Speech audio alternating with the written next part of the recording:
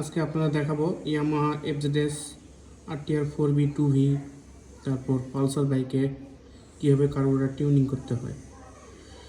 Carburettor tuning করা খুবই সোজা একটা কাজ, আর যে বাংলাদেশে এখন বর্তমান তেলের প্রাইসেস ভাইরে ভাই, কার্বোরেটর টিউনিং না থাকলে তেল প্রচুর খাবে।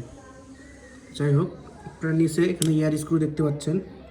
সবাই কী করে, স্টার্ট দিয়ে এয়ার স্ক্রুটা বাড়ায় দিয়ে তারপর টিউনিং করা। আসলে ওটা টিউনিং করা ঠিক আছে, বাট পারফেক্ট হয় না।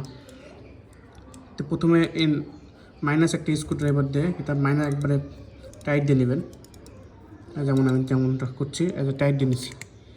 টাইট দিয়ে নিলেন, নেওয়ার পর স্ক্রু ড্রাইভার এক মাথায় এরকম কালো দাগ দিয়ে নেবেন।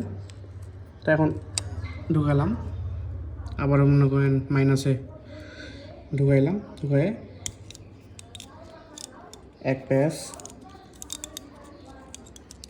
দুই প্যাচ,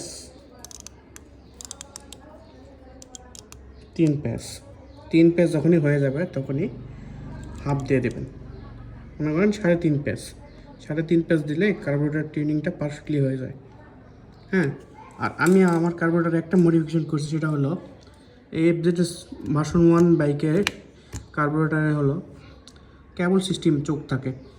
কেবল সিস্টেম চোখ সহজে পাওয়া যায় না, আবার কেবলের দামও অনেক বেশি।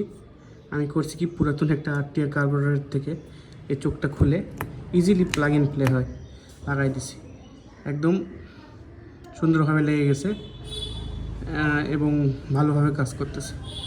এখন যখন টিউনিং হয়ে গেল, এখন আপনি সেভ দিবেন। বিসমিল্লাহ।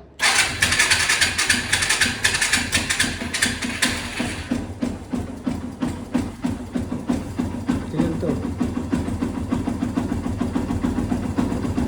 স্টার্ট হয়ে গেছে, এখন পারফেক্ট স্টার্ট হয়ে গেছে। দেখেন সুন্দর স্টার্ট হয়ে গেছে। আশা করি ভিডিওটা ভালো লাগছে। ভালো লাগলে লাইক, শেয়ার এবং সাবস্ক্রাইব করবেন।